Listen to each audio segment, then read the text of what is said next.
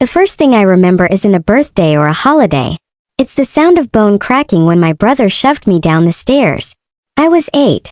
My wrist bent the wrong way, my vision blurred, and while I was gasping in shock, he was already rehearsing his tears. By the time our parents arrived, he was sobbing, swearing it was an accident. And me? I was grounded. That was the rhythm of our house. He played the saint.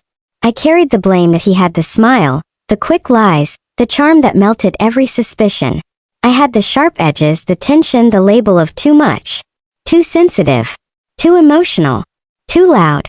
If he skipped class, it was boys being boys. If I cried, I was told I was making a scene.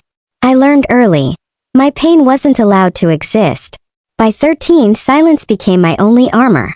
I'd lock my bedroom door, drown myself in homework, music blasting through headphones, while he barged in whenever he wanted, taking things, laughing, walking away untouched. On birthdays, I unwrapped gift cards like pity prizes.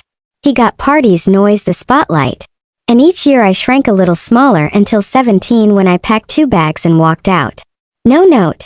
No plan. Just gone. No one followed. No one called. It was as if they'd been waiting for me to erase myself. I scraped by, friends' couches, part-time jobs, ramen dinners. It wasn't freedom, not yet. But it was survival. And survival was enough until the bottom fell out again. The hotel I cleaned for shut down overnight. One cold email, one last paycheck, not even enough to cover rent. My roommate packed her things and went back to her parents. I didn't have that option, so I bought a camper shell for the back of my truck. It stank of mold and leaked when it rained, but it was mine. I called my mother, asked if I could park in their driveway just for a few weeks. She hesitated, said the house was full, my brother and his wife had moved back in. The next day she texted, "Hope the truck bed's cozy." So I found a grocery store lot that didn't tow.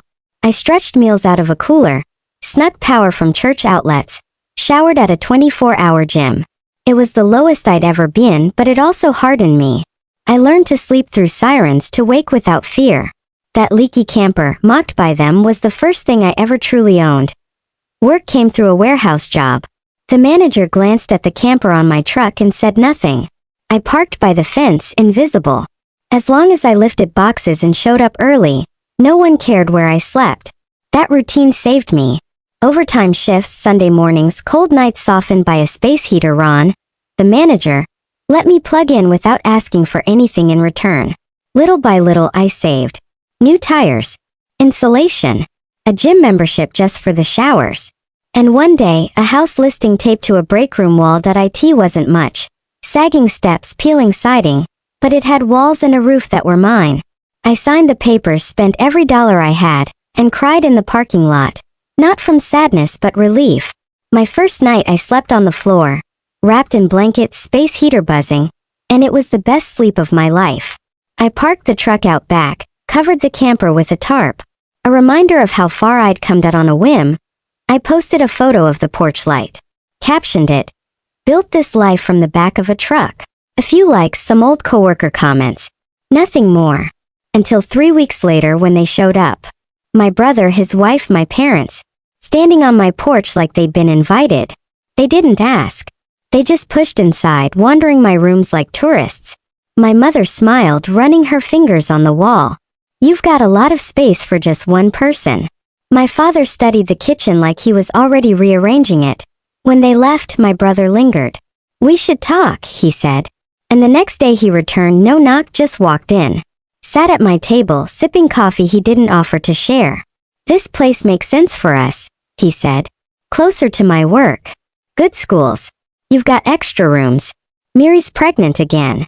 You could stay, obviously just not in the master. Maybe the small room. Or the camper. You were comfortable in there before." Something in me snapped. Not loudly, not violently, but clean. I stood, hands flat on the table, and said, "No." He blinked, confused. "What do you mean, no? You're not moving in.